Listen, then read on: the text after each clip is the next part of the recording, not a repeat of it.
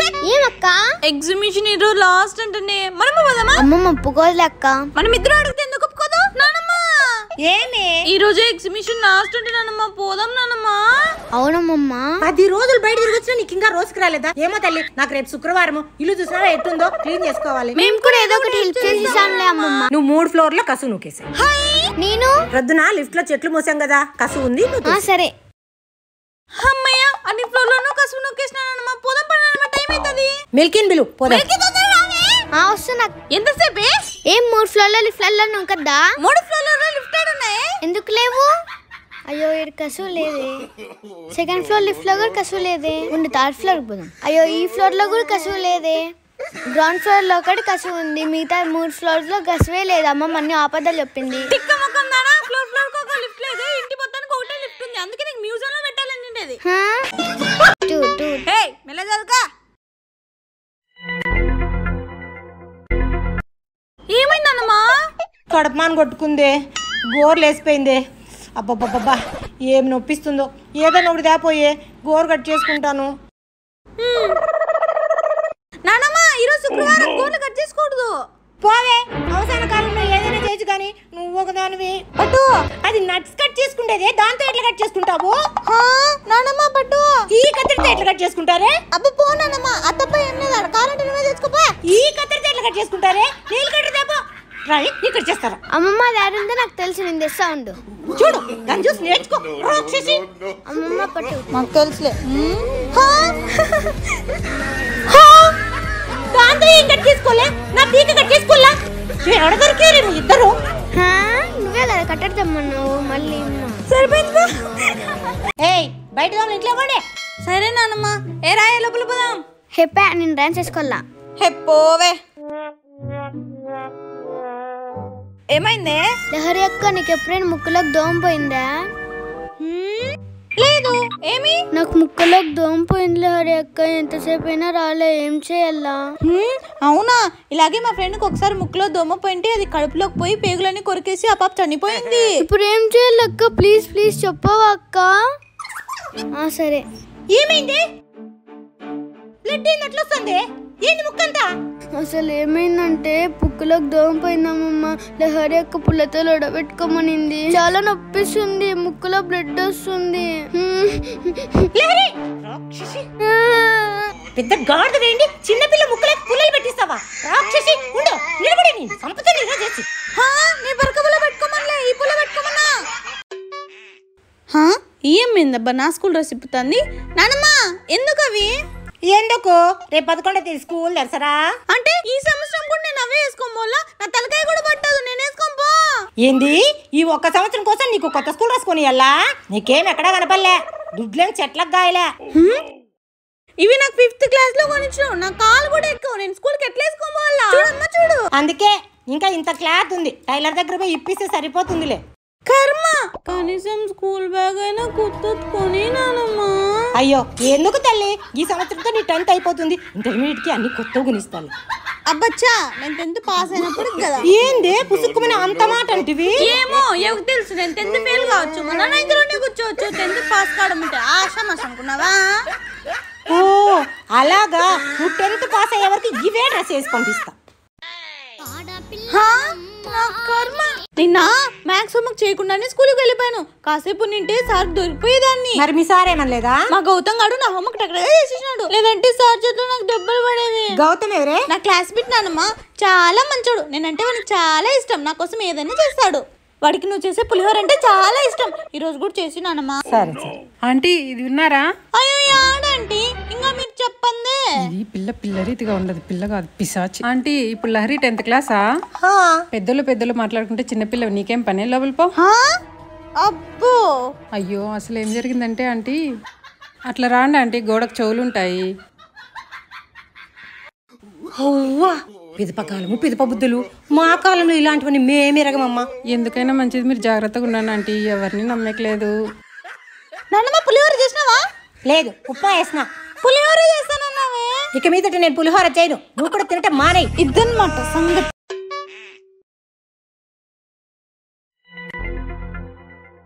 ఏంది నాన్నమ్మ ఇది? టమోటా రసమ్మా. అబ్బా చేసినావా?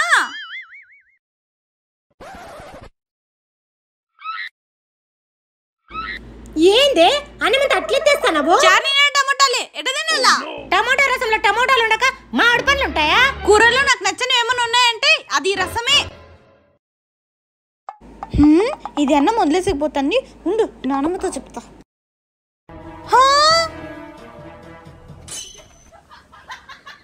అమ్మ డికాక్షన్ ముఖం నాన్న, నీకెన్ని తెలివితేటలే, అందుకే నీకు మ్యూజియంలో పెట్టాలి నిండేది. చూడు దానికి ఎంత ఉపాయం ఉందో. ఉపాయం లేదా చెప్ప, ఉపాసం అనుకున్నాడు. ఉపవాసం ఎందుకు పనుకున్నాడు అమ్మమ్మ? దీనిలాగే ఉపాయం లేక 4 గంటల దగ్గర పోయి గోయిందనంటే అంత అన్నం పెట్టింది కదా. ఓ అబ్బో గాడి సంగి దానికి వంట ఆశ్చర్యపోతే వంట సంతోషానికి గాడిద మూర్చకపోయిందంట. నానమ్మ టిఫిన్ అయిందా? అయ్యో చట్నీకి చెనక్కాయ లేవే, తీసుకురాపోయే. పోతో ఈ పొద్దు నేను రాత్రి నుంచి పట్టుకోతున్నా. ఫస్ట్ పీరియడ్ తెలుసు సార్, సార్ నేను పద్యం ఒప్పు చెప్పాలి. సరేలే 2 నిమిషాల్లో తెచ్చి చేస్తా గానీ. అయ్యో లావణ్య నువ్వా 3 రోజుల నుంచి ఇంటికాడికి రాలేదే, ఏమైపోయినావు? అయ్యో ఏం చెప్తారులే అంటే మా అత్త బాత్రూంలో కాలు జారి కింద పడింది. అయ్యో ఏమైందమ్మా? అయ్యో కాలు ఇరిగిందంటే హాస్పిటల్లో చేర్పించినాము. 3 రోజుల నుంచి హాస్పిటల్కి ఇంటికి తిరిగేదే సరిపోయింది. నువ్వు మళ్ళా ఎవరితో నీ మాట అనొద్దు. ఎవరెట్లా పోతే మనకెందుకులే ఆంటీ, ఎవరి ఇష్టం వాళ్ళది. వెళ్ళొస్తా ఆంటీ. సరేమా. సరే సరేలే. షాప్ కన్నా వెళ్ళి ఏం మళ్ళీ వెనక తిరిగి వచ్చినావు? అయ్యో ఆ లావణ్య సవాల్లో పడి అటు పోయేదాన్ని ఇటు తిరిగి వచ్చానే. ఒక్క నిమిషం తెస్తాను. సవాలు మొగుడు సంతకపోతే కుడుము లాంటి పిల్లని కుక్కలు ఎత్తుకుపోయినా అంటారు. అట్లుంది నీ అవ్వారం. ఈ రోజు కూడా పద్యం ఒప్పు చెప్పలేనేమో, నా కర్మ. ఎవరే అక్క అంతసేపటి నుంచి నువ్వే వస్తున్నావు కదా, నాకు వచ్చేపి. ఏం ఎక్కువ చేస్తున్నావు? ఎక్కువ మాట్లాడితే చంపలు కొడతా, పైకి చెప్పే. రాక్షసి దీన్ని చంపునా పాపం లేదు. లహరికి పోమా.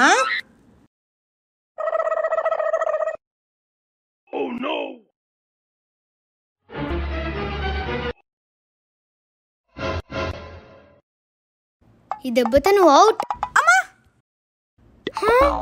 అమ్మమ్మ అమ్మమ్మ అమ్మమ్మ అమ్మమ్మ అమ్మమ్మ లహరి చచ్చిపోయింది. లహరి చచ్చిపోవడం ఏంది? లహరి చచ్చిపోవడం ఏంది? నీకేం తిక్కబట్టిందా?